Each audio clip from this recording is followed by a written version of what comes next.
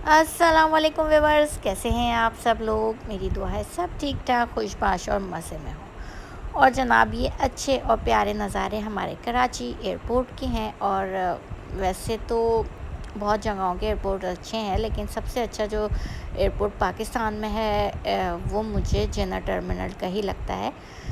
और ईरान की तैयारी है हमारी, और ईरान के जितने भी एयरपोर्ट्स हैं उसमें बड़ा ये मसला है कि भाई आप पहले जहाज़ आता है, फिर उसके बाद बस आती है, फिर उसके बाद हम होटल आते हैं, वो भी बस में ही आते हैं। तो ये थोड़ा मसला हो जाता है कि हमें आदत है भाई जहाज़ से उतरे और बस रोड पर यहाँ पे अपने शहर में। ऐसा नहीं है, बाहर ईरान में तो बिल्कुल भी नहीं है। वहाँ तो भाई जहाज़ कहीं उतरता है, फिर बस आती है, फिर आप बस में बैठे हैं, फिर आप जाते हैं एयरपोर्ट, और एयरपोर्ट के बाद फिर आप आते हैं, अपनी बस करते हैं, फिर आप उस शहर जाते हैं जिस शहर में आपको जाना है। तो जनाब हम सवार हो गए थे प्लेन में, और प्लेन में जो हमें खाना मिला वो देखते ही, कोक देखते ही तो मेरा दिमाग जो था वो ज़ोर ज़ोर से चिल्लाने लगा कि भाई हम तो यहाँ बाइकआउट कर कर के थके हुए हैं, और ये मतलब कोक कहाँ से आ गई।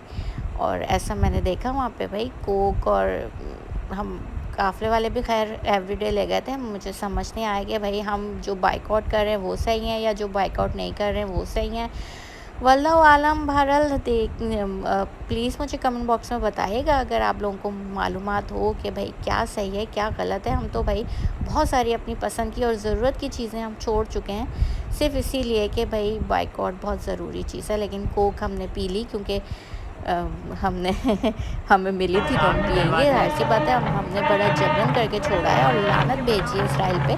लेकिन फिर भी मुझे हैरत हुई कि हम वहाँ पे कोक पेप्सी बड़े खुलेआम चल रही थी। तो जनाब हम आ तो गए। जनाब अब हम आ गए मशहद में, और इसको जो आप सुन रहे थे इसको कहते हैं नौबत। और ये नौबत मगरिब पे और फजर पे मौला के हरम में तो हम लाजमी बजती है, या फिर ये नौबत उस वक्त बजती है जब कोई मौजज़ा होता है हरम में इमाम रज़ा में, तो ये नौबत बजती है। यानी बेवक्त बज जाए तो आप समझ जाएं कि कोई शिफ़ा की जो जाली है वहाँ पे कोई मौजज़ा हुआ है, किसी मरीज़ को शिफ़ा हुई है, कोई अनहोनी बात, कोई मौजज़ा, कोई करम हुआ है, तो ये नौबत बजती है।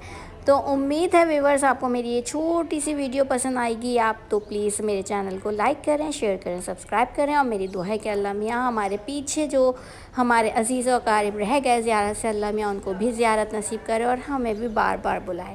चलती हूँ इस दुआ के साथ कि अपना बहुत ख्याल रखिएगा, मुझे दुआ में याद रखिएगा, और मेरे चैनल को सब्सक्राइब करना बिल्कुल भी मत भूलिएगा। अल्लाह हाफ़िज़।